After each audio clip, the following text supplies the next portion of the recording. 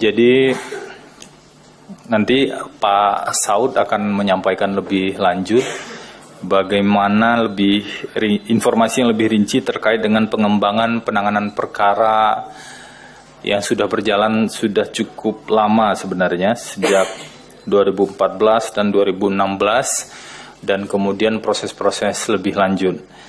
Pengembangan perkara ini adalah pengembangan dari tahap penuntutan. Jadi setelah ada fakta-fakta yang muncul di persidangan, kemudian hakim memberikan pertimbangan sebelum memutus para terdakwa dan kemudian dari analisis jaksa penuntut umum itulah dikembangkan pada pelaku-pelaku yang lain. Kasus ini adalah kasus dugaan korupsi pengadaan KTP elektronik. Nah, selengkapnya Pak Saud akan menyampaikan. Silakan Pak. Selamat sore. Berikut ini kami sampaikan informasi terkait dengan pengembangan perkara korupsi dalam pengadaan paket penerapan kartu tanda penduduk berbasis nomor induk kependudukan secara nasional yang biasa kita kenal sebagai KTP elektronik. Itu terjadi tahun 2011 sampai 2013 di Kementerian Dalam Negeri Republik Indonesia. Sebagaimana kita ketahui bahwa kasus KTP elektronik ini merupakan salah satu perkara dengan kerugian negara triliun rupiah yang tentu kemudian menjadi prioritas KPK.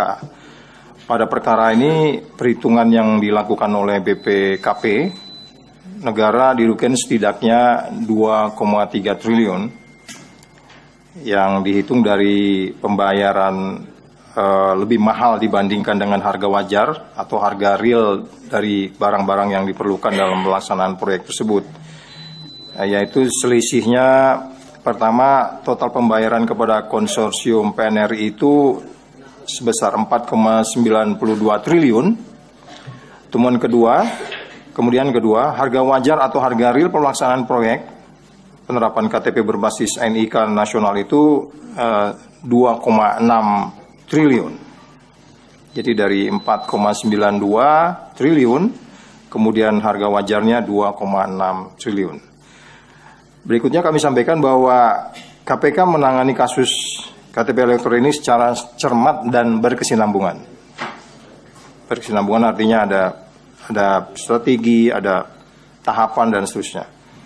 Mulai dari penetapan tersangka pertama Sugiarto pada April 2014 dan Irman pada September 2016 dan persidangan perdana untuk terdakwa Irman dan Sugiarto pada Maret 2017.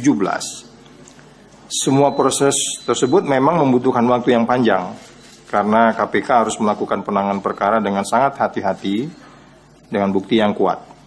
Dalam kasus ini KPK juga memproses seorang pelaku sedang menjabat sebagai ketua DPR RI ketika itu. Dapat kami sampaikan bahwa KPK akan bertekad untuk terus mengusut kasus ini, yaitu pihak lain yang memiliki peran dalam perkara ini juga mendapatkan aliran dana. Kami sangat memperhatikan perkara ini selain karena kerugian negaranya sangat besar, kasus korupsi terjadi juga berdampak luas pada masyarakat. Apalagi pendataan kependudukan yang benar dan sangat berpengaruh pada kesuksesan penyelenggaraan pemilu, terutama agar hak-hak masyarakat untuk memberikan hak suara tidak hilang atau disalahgunakan akibat data-data yang tidak benar, bahkan data kependudukan yang juga sangat dibutuhkan untuk memberikan bantuan kepada masyarakat agar tepat sasaran, sangat juga tergantung pada NIK tadi. Akibat perbuatan para pelaku ini, terdapat ancaman dan risiko terhadap keamanan data kependudukan hingga kedaulatan negara kita dalam mengelola melindungi data warga negara.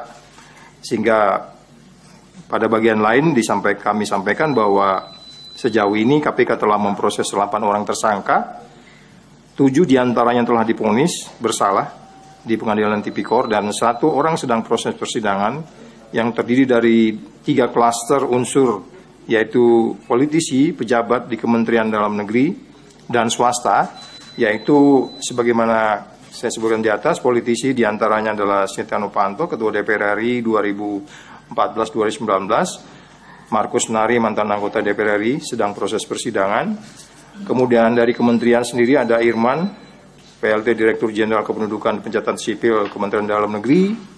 Kemudian Sugiharto, Direktur Pengelolaan Informasi Administrasi Kependudukan di Kementerian Dalam Negeri. Sementara dari swastanya, sebagaimana juga mungkin teman-teman pahami, ada Anang Sugiana Sudiharjo di sana, Direktur PT Quadra Solution. Kemudian ada Andri Agustinus dari swasta. Kemudian ada Made Oka Mas Agung swastanya juga. Kemudian Irpato Hendra Pamudi Cahyo, Direktur PT Murakabi Sejahtera. Berikutnya kami sampaikan bahwa dalam penanganan perkara ini juga KPK menemukan adanya upaya menghalangi proses hukum atau kesaksian palsu sehingga memproses 4 orang dari unsur masing-masing 2 orang anggota DPR RI, advokat dan apoteker.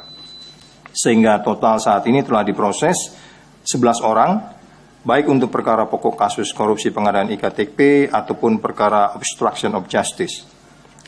Kami sampaikan bahwa dalam perkembangan proses penyidikan dan setelah mencermati fakta-fakta yang muncul di persidangan hingga pertimbangan hakim, KPK menemukan bukti permulaan yang cukup tentang keterlibatan pihak lain dalam dugaan korupsi pengadaan paket penerapan kartu tanda penduduk berbasis nomor induk kependudukan secara nasional atau yang kita kenal KTP elektronik tahun 2011-2013 pada Kementerian Dalam Negeri Republik Indonesia, untuk kemudian KPK meningkatkan perkara ini ke tahap penyidikan dengan menetapkan 4 orang tersangka, masing-masing MSH, anggota DPR RI 2014-2019, ISE, Direktur Utama Perum Percetakan Negara RI dan Ketua Konsorsium PNRI, kemudian HSF, Ketua Tim Teknis Teknologi Informasi Penerapan Kartu Tanda Penduduk Elektronik yang bersangkutan PNS di BPPT, kemudian PLS, Direktur Utama PT Sandipala Artapura.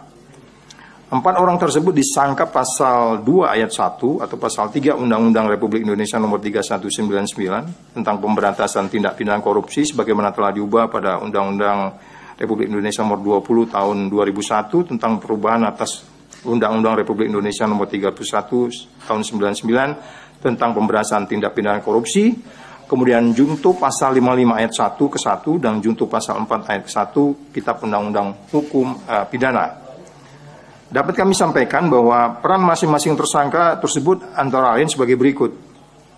MSH, anggota DPR RI 2014-2019, pada Mei 2011, setelah RDP, antara Komisi 2 DPR RI dengan Kemendagri saat dilakukan pertemuan, MSH meminta uang sebesar $100.000 kepada Irman untuk membiayai kunjungan kerja Komisi 3 ke beberapa daerah. Komisi 2 ke beberapa daerah. Kami ulangi, Komisi 2 ke beberapa daerah. Permintaan itu disanggupi dan penyerahan uang dilakukan di sebuah SPBU di Pancoran, Jakarta Selatan melalui perwakilan MSH.